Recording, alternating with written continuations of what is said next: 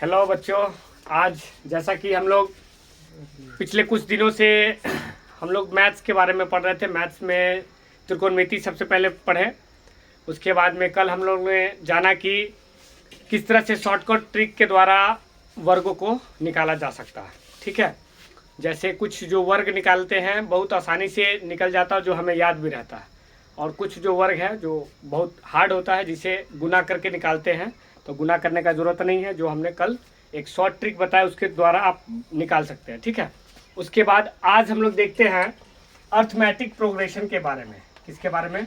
Arithmetic progression, जिसको shortcut में बोलते हैं एपी। क्या बोलते हैं? AP, arithmetic progression. हिंदी में इसे बोलते हैं समांतर श्रेणी। क्या बोलते हैं? समांतर श्रेणी बोलिए या समांतर श्रेणी बोलिए। ठीक है, दोनों एक ही है। तो समांतर श्रेणी और समांतर श्रेणी दोनों एक ही है, और इसको समझते हैं कि ये कैसे समांतर श्रेणी में है या नहीं है। सबसे पहले हम एक सीरीज लिखते हैं। जैसे मान के चलिए दो, एग्जाम्पल के तौर पर मान के चलिए कि 2 जोड़ 4 जोड़ 6, ठीक है, जोड़ डैश डैश डैश करके लास्ट तक है। तो अगर हमको चेक करना रहेगा कि ये समांतर श्रेणी में है या फिर नहीं है, तो इसको चेक करने के लिए हम सबसे पहले देखेंगे कि इसका प्रथम पद कौन होता है। तो सबसे पहला जो होता है वो प्रथम पद है, यानी फर्स्ट टर्म है। क्या है ये? प्रथम पद है, यानी फर्स्ट टर्म है ना। तो ए को हम बोल सकते हैं, ए को बोल सकते हैं हम 2 बोल सकते हैं, जिसको हम लोग हिंदी में बोलते हैं ए जो है, ए को हम लोग बोलते हैं प्रथम पद। क्या बोलते हैं? प्रथम पद। इंग्लिश में इसको बोलते हैं फर्स्ट टर्म। ठीक है, फिर उसी तरह एक होता है डी, जिसे बोलते हैं शार्ब अंतर। क्या बोलते हैं? शार्ब अंतर। क्या बोलते हैं इसको? शार्ब अंतर। इंग्लिश में बोलते हैं इसको कॉमन डिफरेंस। क्या बोलते हैं? Common difference. तो होता क्या है, ये शार्ब अंतर, ये दूसरे वाले पद को जब पहले वाले पद में घटाएंगे, दूसरे वाले पद से पहले वाले पद को घटाते हैं, तो हम लोग पाते हैं 4 में से 2 गया तो 2। ये इसका कॉमन डिफरेंस यानी डी का वैल्यू आता है, जिसे हम लोग शार्ब अंतर कहते हैं। क्या कहते हैं? शार्ब अंतर। तो इसमें कुछ ऐसा भी प्रश्न पूछा जाता है जिससे ये पता चल सके कि आप शार्ब अंतर कैसे निकालेंगे या पहला पद कैसे निकालेंगे, किसे पहला पद कहेंगे और किसे शार्ब अंतर कहेंगे। ठीक है, इसके द्वारा आपसे ये पूछा जा सकता है कि आप n पदों का योग बताएं। ठीक है, n पदों का योग बताएं। ठीक है, n पदों का योग निकालने के लिए बोला जा सकता है आपसे।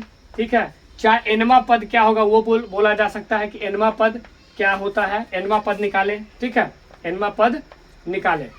तो इस तरह का प्रश्न आपको देखने को मिलता है इस अर्थमेटिक प्रोग्रेशन में या समांतर श्रेणी में। ठीक है, तो बारी बारी से हम लोग जानते हैं कि इसमें कौन कौन सा टर्म यूज होता है और इसमें किस तरह के फार्मूला को हम लोग यूज करते हैं। ठीक है, तो देखते हैं बच्चों कि आगे इसके जो फॉर्मूला जो है, कुछ जो सूत्र है जो इसमें हमेशा यूज होता है, उस सूत्र को सबसे पहले देखते हैं। ठीक है, तो सबसे पहला जो सूत्र यूज होता है वो होता है n पदों का nवां पद निकालने के लिए। ठीक है, nवां पद निकालने के लिए। ठीक है, तो nवां पद निकालने के लिए जो फॉर्मूला, जो सूत्र का उपयोग करते हैं उसका नाम है Tn बराबर a plus n-1 into D. और ये टर्म जो है Tn को ही कहते हैं nवां पद। क्या कहते हैं? nवां पद। क्या कहते हैं? nवां पद। ठीक है, और इसमें n जो होता है, n होता है पदों की संख्या। क्या होता है? पदों की संख्या। ये पदों की संख्या। ठीक है, a जो होता है उसको कहते हैं प्रथम पद। क्या कहते हैं? प्रथम पद। ठीक है, और d जो है अभी जैसे हमने बताया शार्ब अंतर यानी कॉमन डिफरेंस, कुछ भी कह लीजिए, है ना, तो शार्ब अंतर। ठीक है, तो nवां पद अगर किसी प्रश्न में दिया जाएगा कि nवां पद निकाले और एक सीरीज दिया रहेगा जो अर्थमेटिक सीरीज है यानी अर्थमेटिक प्रोग्रेशन में रहेगा, तो आपसे पूछा जा सकता है कि nवां पद निकाले। ठीक है, तो nवां पद निकालने के लिए ये एक फॉर्मूला है जो बेसिकली जनरल है, जो हमेशा यूज में आती है। ठीक है, अगर इसी में कुछ स्पेशल टाइप के प्रश्न पूछ दिया जाता है, ठीक है, कि आप 1 से लेकर 100 तक के प्राकृतिक संख्याओं का योग बताएं, तो उसके लिए एक अलग सूत्र का यूज करते हैं जो एक शॉर्टकट भी है, और उस सूत्र का हम लोग हमेशा यूज करते हैं। ठीक है, तो इसके बाद हम लोग देखते हैं पहले n प्राकृतिक संख्याओं का योग के लिए सूत्र देखते हैं कि कैसे उसको हम लोग यूज में लाते हैं। जैसे अगर कोई प्रोग्रेशन दिया हुआ है श्रेणी दिया रहता है 1 + 2 + 3 + 4 प्लस डैश डैश दिया रहेगा प्लस n तक दिया रहेगा। कितना टर्म तक दिया रहेगा? n तक दिया रहेगा। अब इतनी सारी पदों को जोड़ने के लिए सबसे पहले हम क्या करेंगे, तो सबसे पहले एक सूत्र आता है जिसको स्पेशल सूत्र के कैटेगरी में रखेंगे। ठीक है, इसको हम लोग क्या समझ सकते हैं कि ये है सभी प्राकृतिक संख्याओं का योग है, क्योंकि प्राकृतिक संख्या जो स्टार्ट होती है वो 1 से स्टार्ट होती है। कितने से स्टार्ट होती है? 1 से स्टार्ट होती है। ठीक है, तो 1 से लेकर n पदों तक का योग है, तो इसके लिए हम लोग यूज करेंगे n × n + 1/2। ये अगर योग निकालेंगे किसका? प्राकृतिक संख्याओं का योग निकालेंगे। इस पर काफ़ी सारा प्रश्न आता है और ये बहुत बहुत इंपॉर्टेंट फॉर्मूला है जो हमेशा यूज में आप लोग ला सकते हैं। बड़े से बड़े जोड़ को एक साथ में जोड़ सकते हैं, बड़े से बड़े संख्या को एक जो सीरीज में दिया रहता है उस संख्या को जोड़ सकते हैं। ठीक है, और इसमें हम लोग ये एक प्राकृतिक संख्या के लिए सूत्र है। ये प्राकृतिक संख्या, जो भी प्राकृतिक संख्या होगा जिसकी शुरुआत होगी प्राकृत संख्या से या प्राकृतिक संख्या से, कुछ भी आप कह सकते हैं, दोनों एक ही है। जिसकी भी प्राकृतिक संख्या से शुरुआत होगी, जब 1 से लेकर 100 तक हो या 1000 हो चाहे 1 लाख हो। ठीक है, अगर हमको जोड़ना पड़ेगा सभी संख्या को तो n × n + 1/2। ठीक है, इस फॉर्मूला को हम लोग यूज कर सकते हैं। ठीक है, इसके बाद जो आता है इसमें सबसे महत्वपूर्ण होता है योग निकालना। एक और फॉर्मूला के द्वारा हम योग निकाल सकते हैं। जैसे दिया रहेगा कि 20 पदों का योग निकाले, और ये पद दिया रहता है 20 पदों का योग निकाले। चाहे अगर एक सीरीज दिया हुआ है, जैसे मान के चलिए एक सीरीज दिया है 5, 8, 11। ठीक है, उसके बाद डैश डैश देखिए, अगर सीरीज दिया हुआ है कि लास्ट पद मतलब nवां पद ज्ञात करें, nवां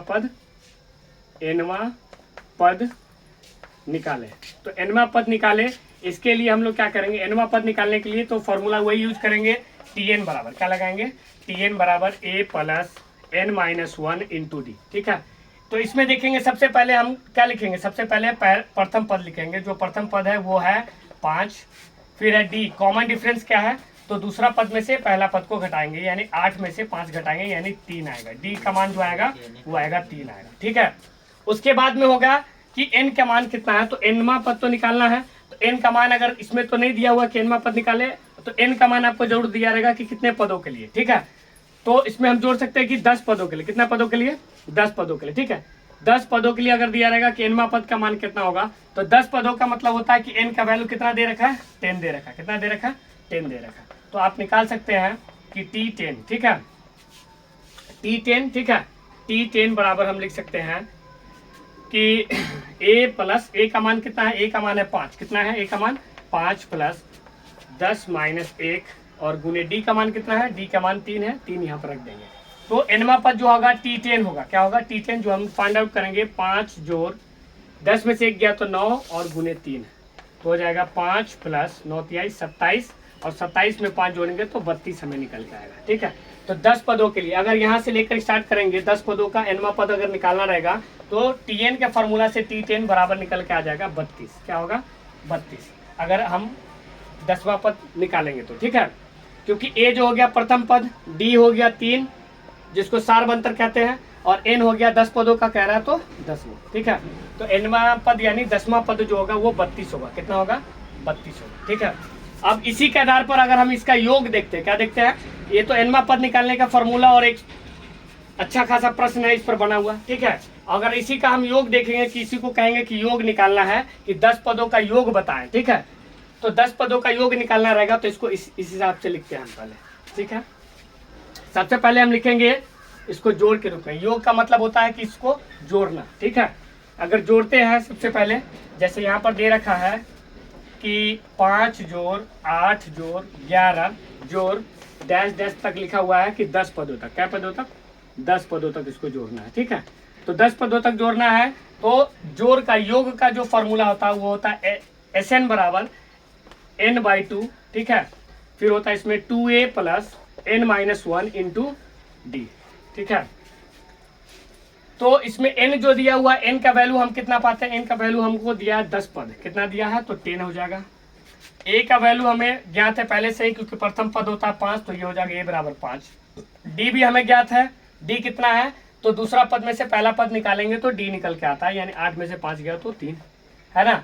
उसके बाद में कह रहा है कि आपको एसएन यानी ये सबका योग पूछ रहा है, 10 पदों का योग पूछ रहा है, ठीक है। तो ये हमें ज्ञात है, पहले इसको हम लिख दिया करेंगे कि दिया हुआ है, क्या है, दिया हुआ है ना, क्योंकि ये आपके क्वेश्चन के हिसाब से दिया हुआ है, इसके लिए यहाँ पर लिख देंगे दिया हुआ है कि n बराबर 10, a बराबर 5 और d बराबर जो होगा 3, ठीक है।